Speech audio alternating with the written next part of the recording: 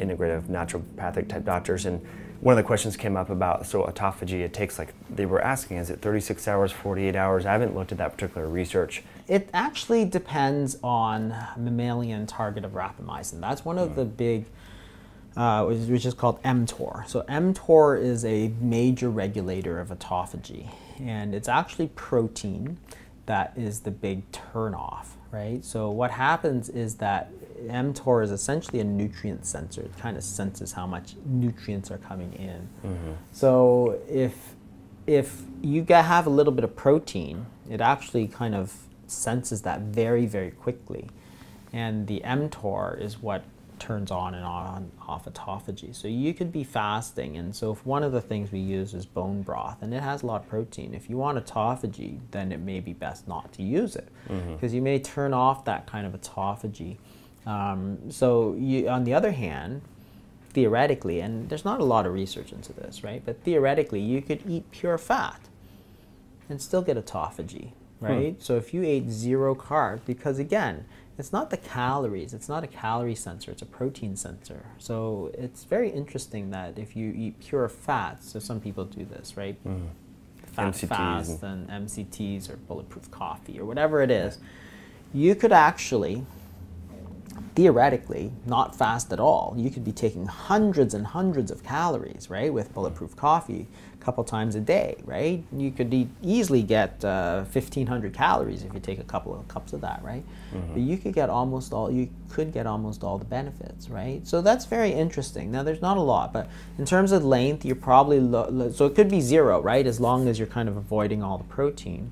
If you are taking protein, you could be doing this kind of bone broth fasting and never get autophagy, right? So, but if you're doing kind of classic water-only fast, my guess is somewhere between 24 and 48 hours. My guess is also that it depends a little bit on your underlying state.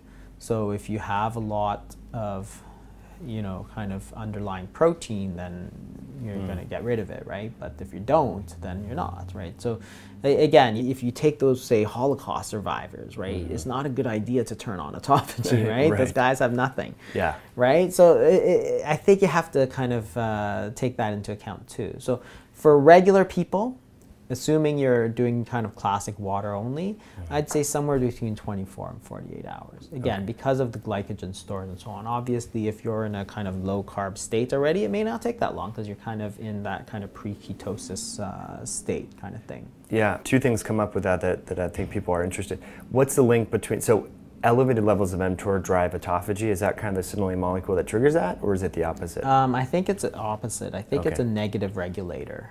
I see.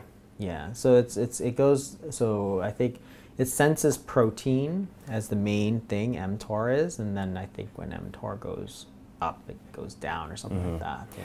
So a lot of people are taking like branched chain amino acids while they're fasting, so that would negate the autophagy, is where I was getting. Yeah, same interesting. thing. So but certain ones are worse than others, so I haven't looked specifically then to which ones.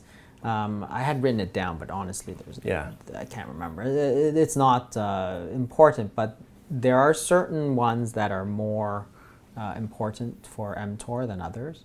I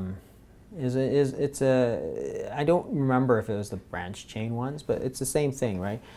Bone broth, which is relatively healthy, and branch chain amino acids and stuff.